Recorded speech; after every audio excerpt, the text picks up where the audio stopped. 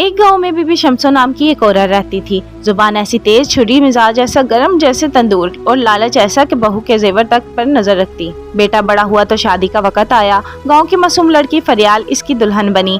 शादी के पहले दिन बीबी शमसो ने बहू को देखा और नाक चिढ़ाकर बोली, कपड़ों की रंगत तो देखो, लगता है जैसे किसी शादी में नहीं सब्जी मंडी में आई हो। फरियाल दिल में रोई मगर कुछ ना बोली। दिन गुजरते गए। सास ने हर रोज कोई ना कोई जुल्म शुरू कर दिया। खाना जल गया तो तंज, झाड़ू सही ना दी तो गालियां, मेहमान आए तो बहू को नौकरानी की तरह पेश करना।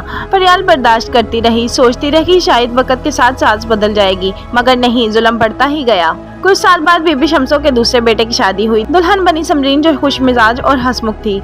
हाय अल्लाह, ये तो बोलती ही बहुत है, पता नहीं काम करेगी या नहीं। समरीन हंसकर टाल देती, मगर जल्द ही इसकी हंसी छीन ली गई। सास ने दोनों बहू को आपस में लड़वाना शुरू कर दिया। एक को दूसरे के खिलाफ भड़काना, कभी खाने में कमी निकालना, कभी कपड़ों में, और कभी अक्सर इनके मायके वालों की बुराई करना। फरियाल और समरीन दोनों अंदर ही अंदर रोती रहती, मगर एक दूसरे को समझती थी। अभी वो दोनों बर्दाश्त कर रही थी, लेकिन दिल में तय हो चुका था कि वक्त आने पर जवाब जरूर देंगी। अब बीबी शमसो के तीसरे बेटे की बारी थी। शादी हुई और दुल्हन आई महविश, तालीम याफ्ता, समझदार मगर नरम मिजाज। सास ने सोचा ये भी आएगी और सीधी हो जाएगी, यहाँ सब मेरे इशारों पर नाचते हैं। महविश ने पहले ही दिन सास के रूप को भांप लिया, मगर खामोश रही। अब तीनों ही बहुएं एक ही घर में, और बीबी शमसो के जुल्म 3 गुना बढ़ गए। कभी सबके सामने जलील करना, कभी काम के बोझ से बीमार कर देना, कभी बहुओं की चीजें चुरा कर इल्जाम लगाना। एक दिन बीबी शमसो ने हद पार कर दी। फरियाल की माँ आई तो इसके सामने बेटी को बुरा भला कहा। समरीन को बीमार होने पर भी काम पर लगा दिया। महविश की किताबें फाड़ दी। तीनों बहुएं एक कमरे में बैठकर रोती रहीं। फिर महविश ने कहा, हम खामोश रहेंगी तो ये और बढ़ेगी, अब वक्त है हम इसको इसकी जगह याद दिलाएं। उन्होंने एक मंसूबा बनाया। अगले ही दिन सबने सास के सामने खामोशी से काम करना छोड़ दिया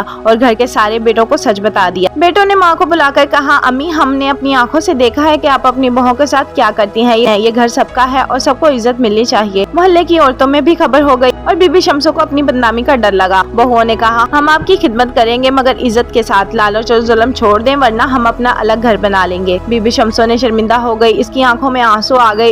इसने तीनों बहुओं से माफी मांगी और वादा किया कि आइंदा इनकी माँ की तरह ख्याल रखेगी। वक्त गुजरता गया और वो जो घर चीखों से गूंजता था अब हंसी और खुशबू से भर गए। सबक, जुल्म हमेशा बर्दाश्त नहीं होता। जब जुल्म हद से बढ़ जाए तो इत्तेहाद और सच्चाई से जुल्म को बदला जा सकता है। वीडियो अच्छी लगी तो वीडियो को लाइक करना, चैनल को सब्सक्राइब करना।